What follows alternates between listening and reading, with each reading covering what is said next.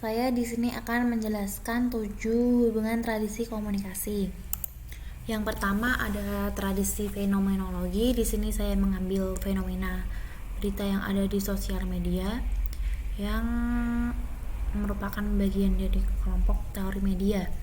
Karena berita memiliki persepsi yang berbeda-beda pada suatu fenomena sosial, dan setiap orang juga mempunyai pemikiran yang berbeda-beda dalam menangkap berita. Kelompok teori media sendiri masuk ke dalam cakupan massa, dan cakupan massa merupakan bagian dari tradisi fenomenologi. Tradisi fenomenologi mempunyai 3 cakupan. Yang pertama cakupan interpersonal, yang kedua cakupan retoris, dan yang ketiga cakupan massa. Teori pengembangan hubungan masuk ke dalam cakupan interpersonal, dan teori publik masuk ke dalam cakupan retoris. Next, ada tradisi retorika. Di sini saya mengambil fenomena pidato yang masuk ke dalam teori retoris, karena pidato bersifat persuasif atau mengajak yang dilakukan secara langsung dan bersifat satu arah.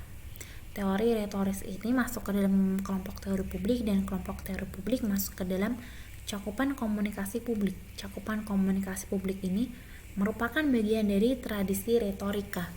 Tradisi retorika masuk ke dalam 3 cakupan. Mempunyai 3 cakupan. Yang pertama cakupan komunikasi publik, dan yang kedua cakupan interpersonal, yang ketiga ada cakupan massa. Teori pengembangan hubungan masuk ke dalam cakupan interpersonal, dan teori media masuk ke dalam cakupan massa.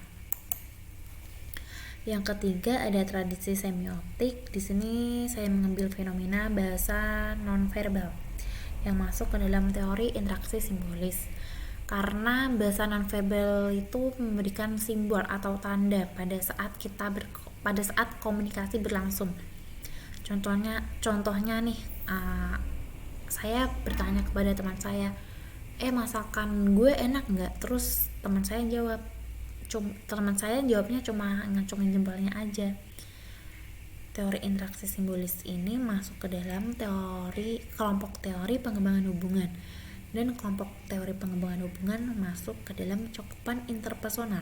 Cakupan interpersonal merupakan bagian dari tradisi semiotik.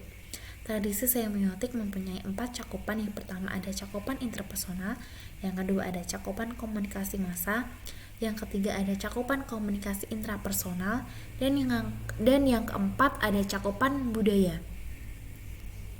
Kelompok teori media masuk ke dalam cakupan komunikasi massa. Kelompok teori diri dan pesan masuk ke dalam cakupan komunikasi intrapersonal, dan kelompok teori budaya dan keanekaragaman masuk ke dalam cakupan budaya.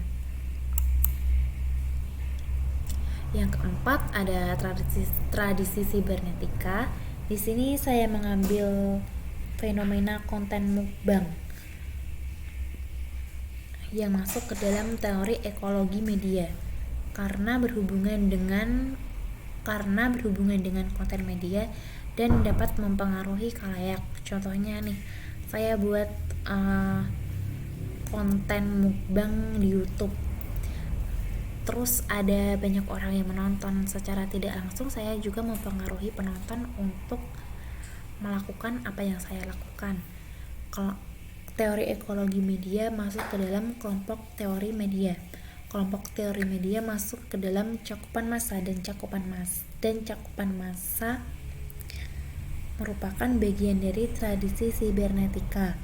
Tradisi sibernetika mempunyai 3 cakupan. Yang pertama ada cakupan interpersonal, yang kedua ada cakupan massa, yang ketiga ada cakupan retoris. Kelompok teori pengembangan hubungan masuk ke dalam cakupan interpersonal, dan kelompok teori publik masuk ke dalam cakupan retoris. Yang kelima ada tradisi sosiopsikologi. Di sini saya mengambil fenomena respon nonverbal. Fenomena ini masuk ke dalam teori negosiasi wajah. Contohnya nih, seseorang yang ditanya, dia hanya mengakukan kepalanya saja. Teori negosiasi wajah masuk ke dalam kelompok teori budaya dan keanekaragaman. Kelompok teori budaya dan keanekaragaman masuk ke dalam cakupan komunikasi budaya. Cakupan komunikasi budaya merupakan bagian dari tradisi sosiopsikologi. Tradisi sosiopsikologi mempunyai 3 cakupan. Yang pertama, cakupan komunikasi budaya, dan yang kedua cakupan komunikasi intrapersonal, yang ketiga ada cakupan komunikasi interpersonal. Kelompok teori diri dan pesan masuk ke dalam cakupan komunikasi intrapersonal dan cakupan komunikasi interpersonal. Yang keenam ada tradisi kritis. Di sini saya mengambil fenomena kesetaraan gender yang masuk ke dalam teori sudut pandang feminis. Contohnya seorang wanita yang boleh bekerja seperti laki-laki. Teori sudut pandang feminis masuk ke dalam kelompok teori budaya dan keanekaragaman. Kelompok teori budaya dan keanekaragaman masuk ke dalam cakupan komunikasi budaya. Cakupan komunikasi budaya merupakan bagian dari tradisi kritis. Tradisi kritis mempunyai 6 cakupan. Yang pertama ada cakupan komunikasi interpersonal, yang kedua ada cakupan komunikasi publik, yang ketiga ada cakupan komunikasi budaya, yang keempat ada cakupan komunikasi massa, yang kelima ada cakupan komunikasi organisasi, yang keenam ada cakupan komunikasi kelompok. Kelompok teori pengembangan hubungan masuk ke dalam cakupan komunikasi interpersonal. Kelompok teori komunikasi publik masuk ke dalam cakupan komunikasi publik.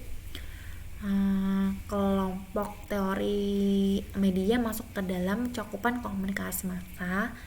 Kelompok teori organisasi masuk ke dalam cakupan komunikasi organisasi. Dan yang terakhir, kelompok teori organisasi yang masuk ke dalam cakupan komunikasi kelompok. Next, yang terakhir ada tradisi sosiokultural.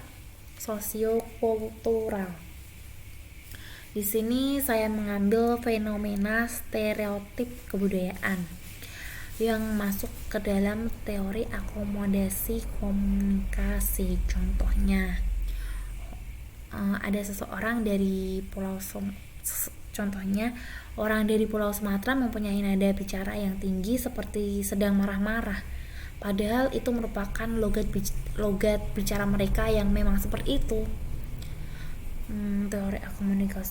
Teori akomodasi budaya masuk ke dalam kelompok teori budaya dan keanekaragaman. Dan kelompok teori budaya dan keanekaragaman masuk ke dalam cakupan budaya. Cakupan budaya ini merupakan bagian dari tradisi sosiokultural. Tradisi sosiokultural ini mempunyai 3 cakupan. Yang pertama ada cakupan budaya yang sudah saya jelaskan tadi.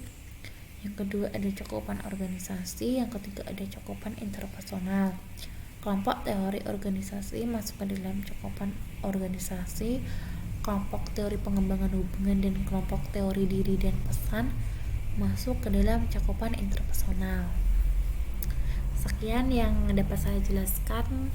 Bila ada kurangnya mohon maaf.